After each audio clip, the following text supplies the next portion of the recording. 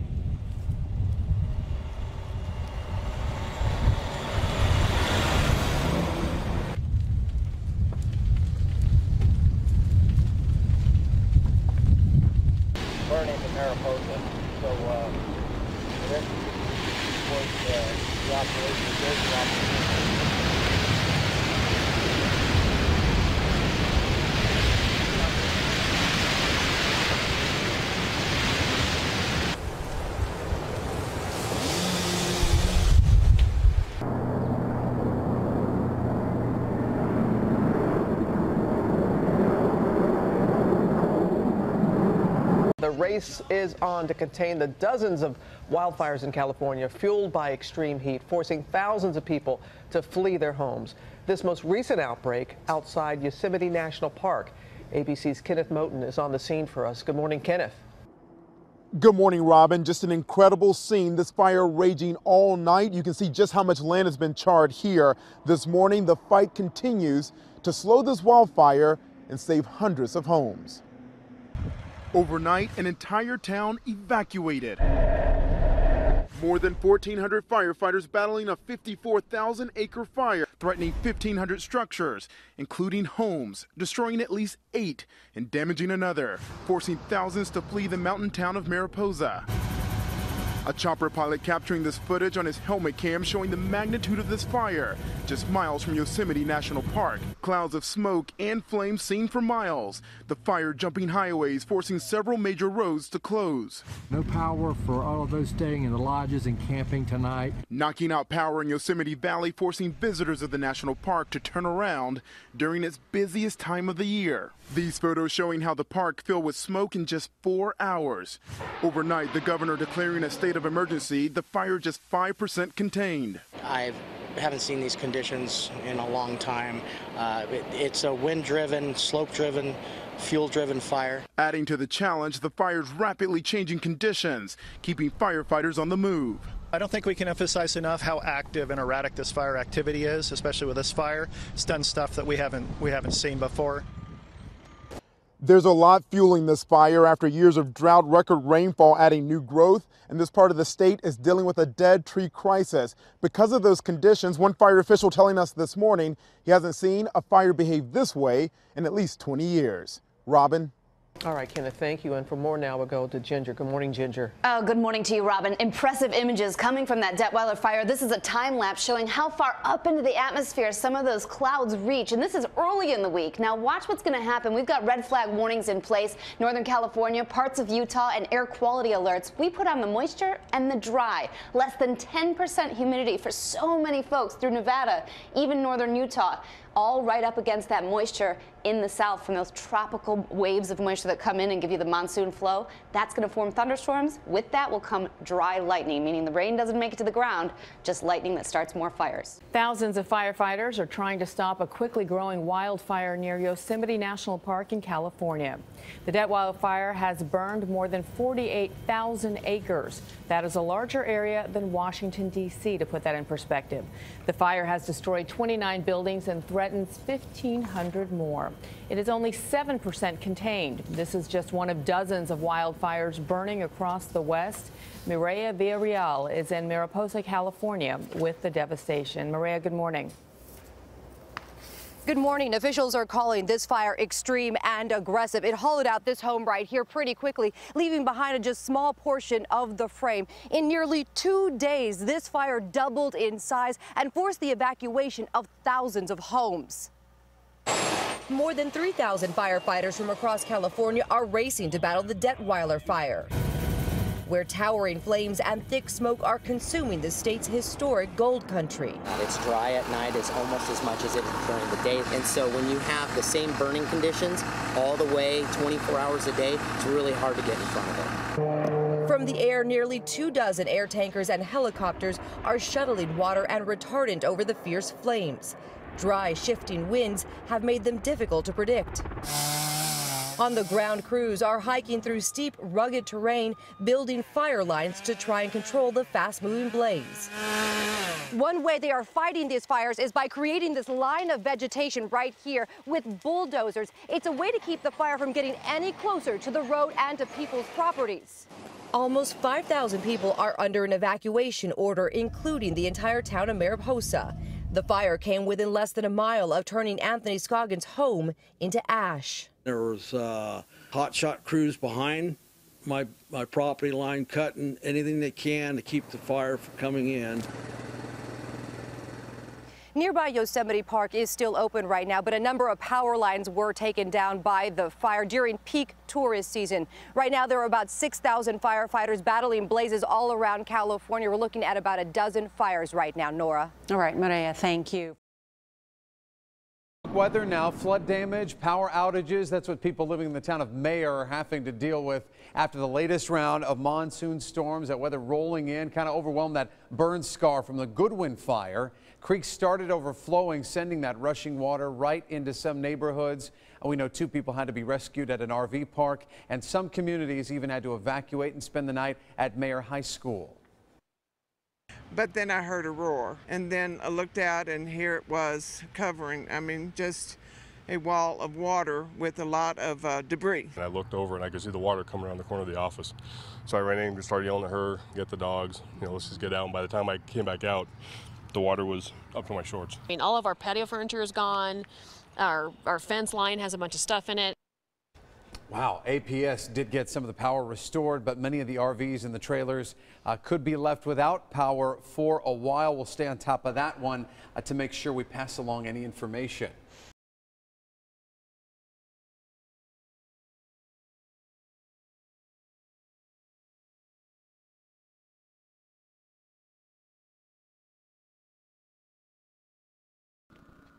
At first look, it seems like the fight against the fire here was lost. A week after flames swept down the east face of Green Mountain near Quesnel, BC, burned trees still smolder.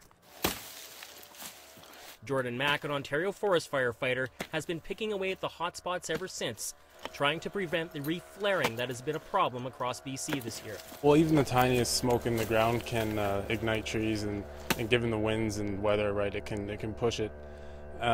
This is the majority of our job. It's not the most glamorous, but it's equally important to extinguish all the heat and smoke. At just over 520 hectares, this is not the biggest of the BC fires, but it is still moving. It's considered an interface fire, a threat to people and property, and this is just one of the fronts on a much bigger battle. Right now, more than 3,000 firefighters are fighting more than 150 fires in a battle that's both impressive and unprecedented in scale for BC. While most eyes are on the battle in front of the fire, what's happening behind is just as crucial. Getting rid of trees that are still burning, and building and maintaining fire guards to keep what remains of the fire back. At 60% contained, this is considered one of the better ones. A lot of the fires that we are seeing are burning in different forested areas, but we are continuing to work hard and do our best out on the fire line. Like so many other parts of BC, it could be a long time before this is deemed safe. Some rain would help. If the fire's big enough and the fuel's right, it can smolder away until the snow falls in the winter. And pose a threat as long as it smolders. Cameron McIntosh, CBC News on Green Mountain near Quesnel, BC.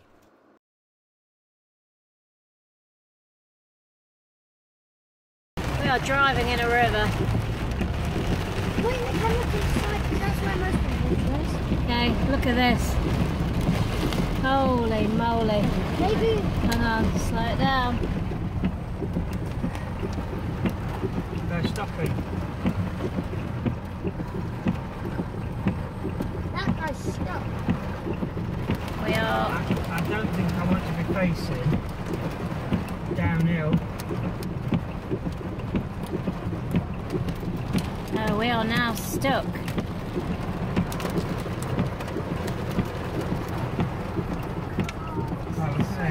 I'm kind of nervous. Can I take my seatbelt off? Because we're not driving. Yeah, we've got to. That's the situation. Okay, look at this driving past us now. This is pretty bad. Oh my god, this is bad.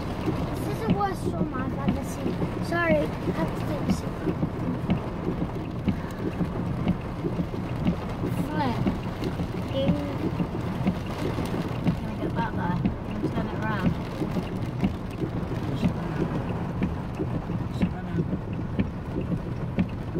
Oh my god, I've never seen anything like it.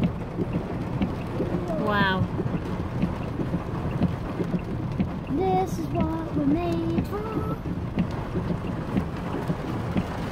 So we are literally right in the storm at the moment. We're videoing.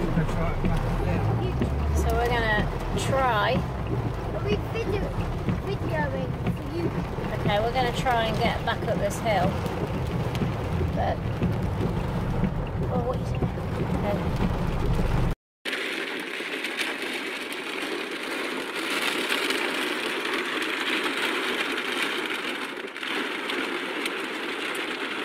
Definitely clear.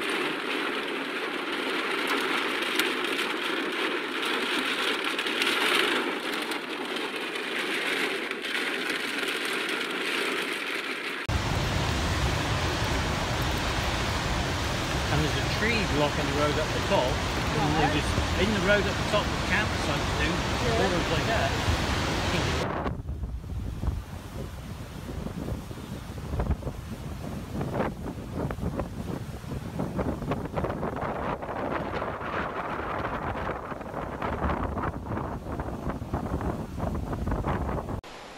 A flash flood leaves behind a devastating scene in the coastal village of Coverack in Cornwall. Snapped twigs, broken glass and muddy roads are all evidence of the flood's ferocity. Many are still trying to recover. I've never seen anything like it. That's why they said don't come out in the house. Well, as long as we can get it up and running again, it'll be okay. It's such a busy time of year, you know, so it's nuts. It's just crazy. According to the UK Environment Department, precipitation during Tuesday's heavy rain reached 10 centimetres within 3 hours.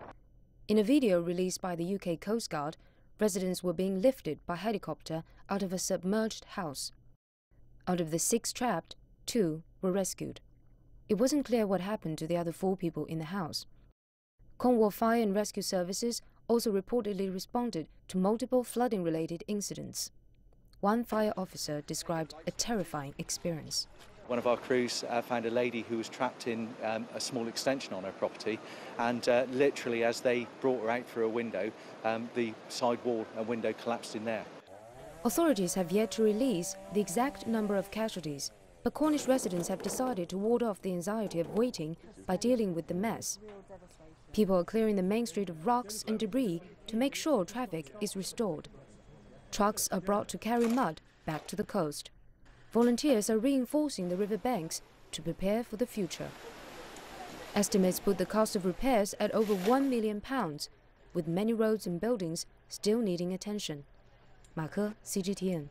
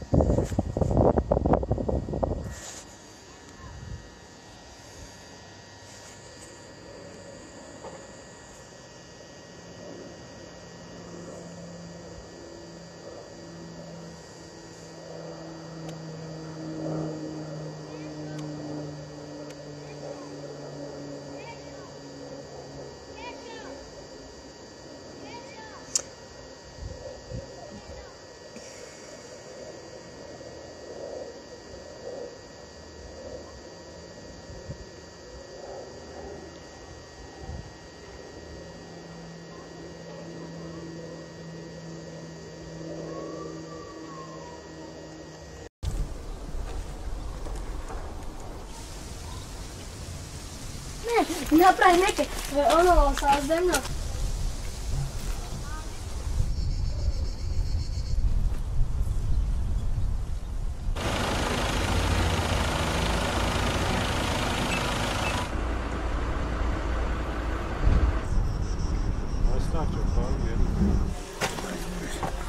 Гадні люди.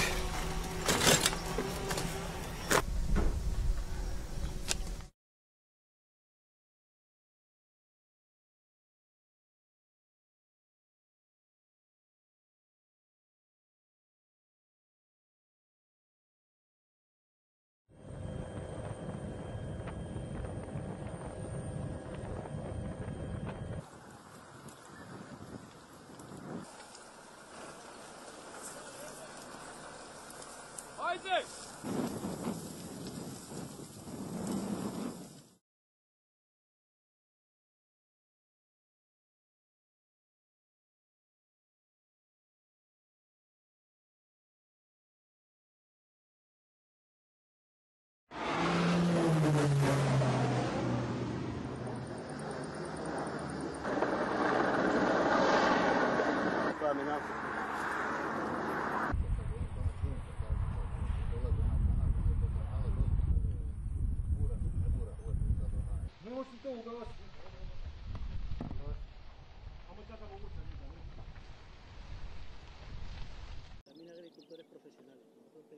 Even in winter, little rain hit the Spanish countryside.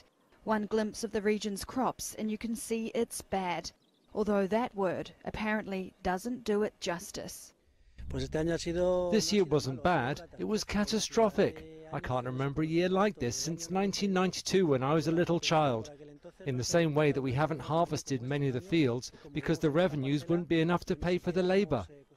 Drought in southern Europe is threatening production of some of the region's most sought-after foods. Olives, almonds, wheat, all hit by the soaring temperatures. The largest cereal growing region has been particularly affected, with crop losses estimated at as much as 70%.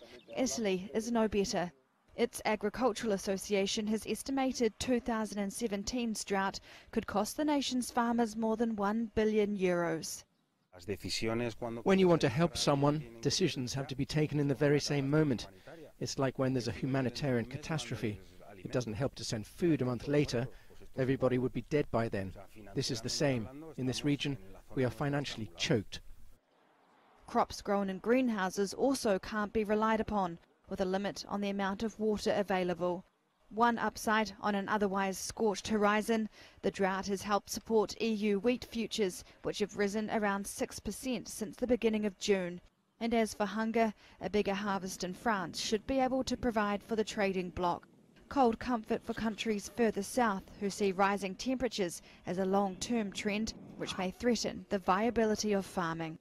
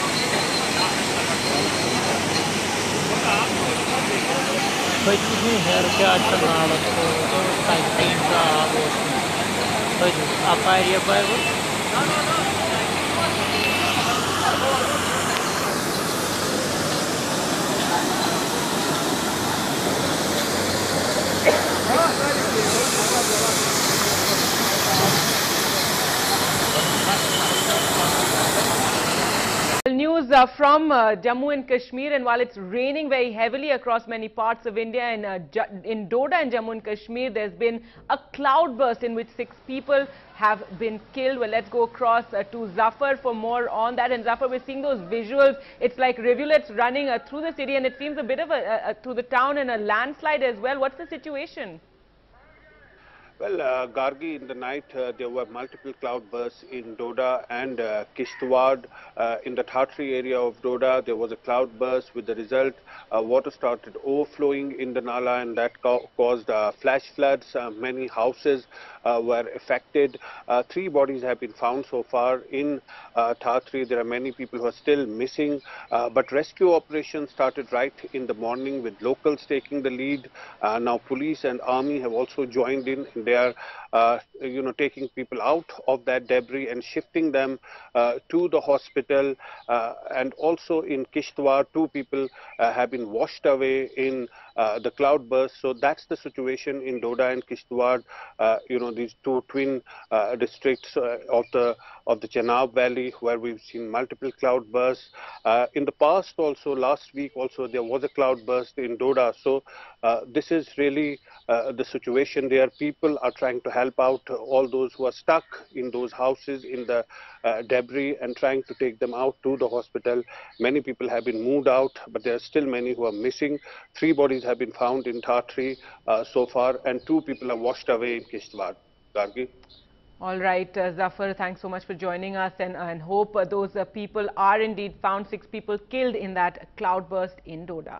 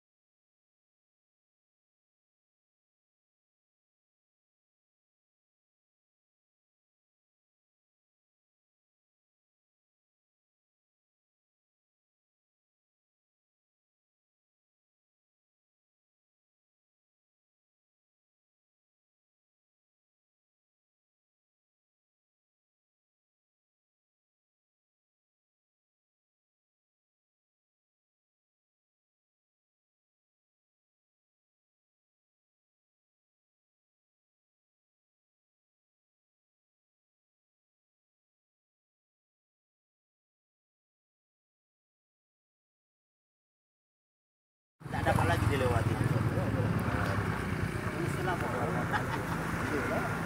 Setelah ini jebol baru dapat.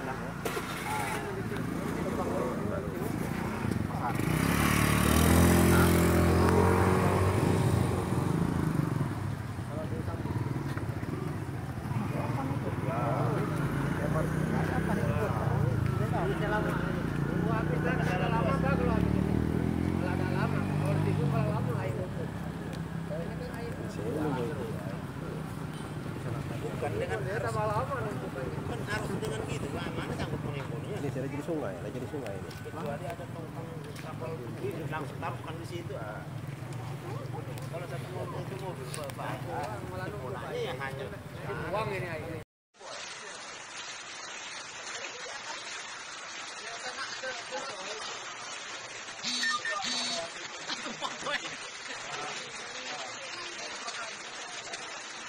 Dari kita ya sama posisinya, nggak dari sini dari situ.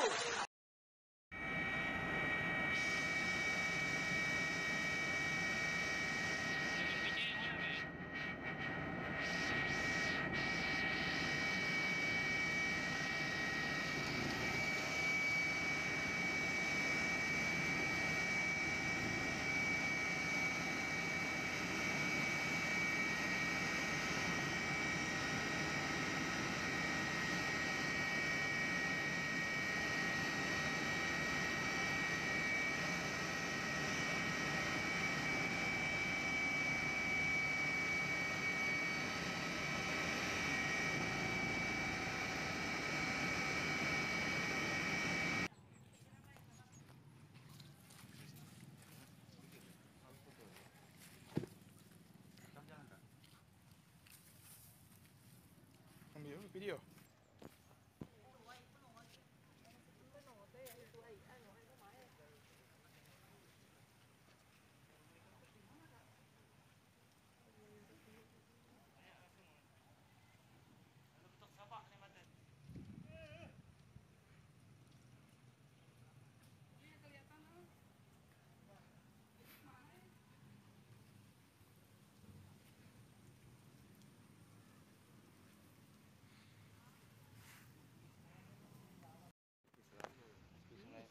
Itu deh.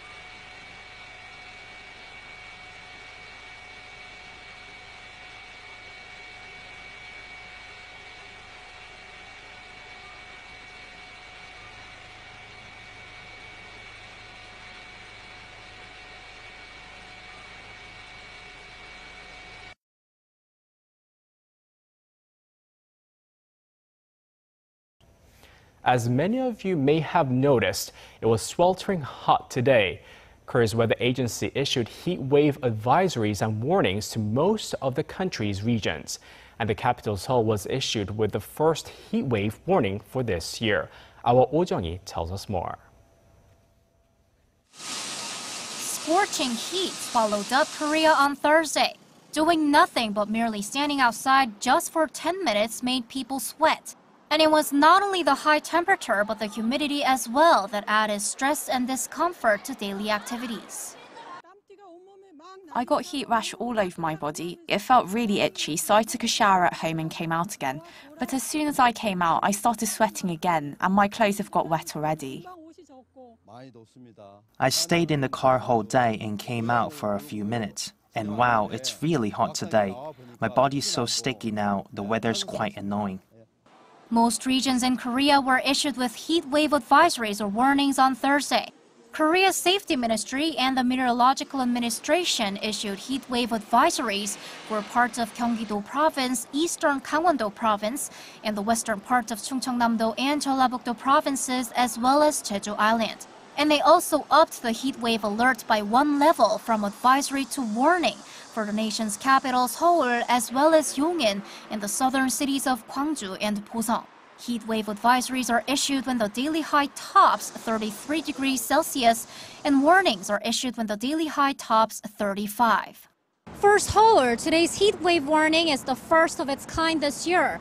Here in southern Seoul, the thermometer points to 36 degrees Celsius as of 4 p.m. The heat wave warning for Seoul came 2 weeks earlier than it did last year. Weather agencies say the daytime highs will continue reaching over 33 degrees Celsius for quite a while. As some regions may also see tropical nights, people are recommended to pay special attention to their health, reduce outdoor activities, and drink lots of water. Oh Jung-hee, Arirang News.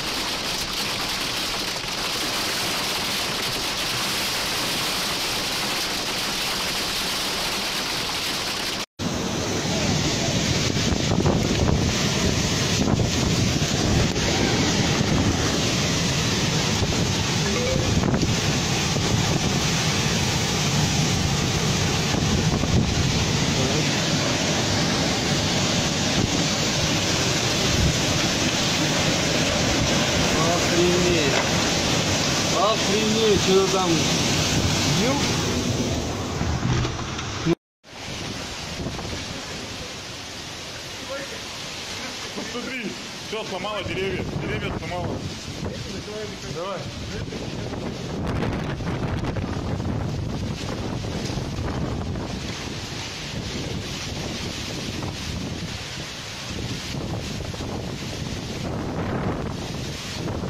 Смотри, все деревья сломало.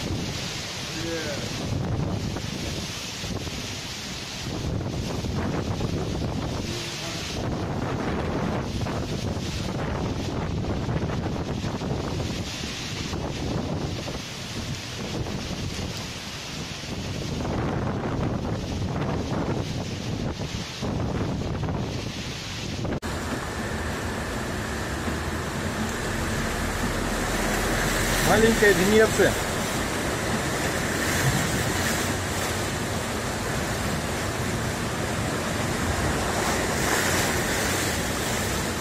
Охуеть. Улица Кольцова, 2017.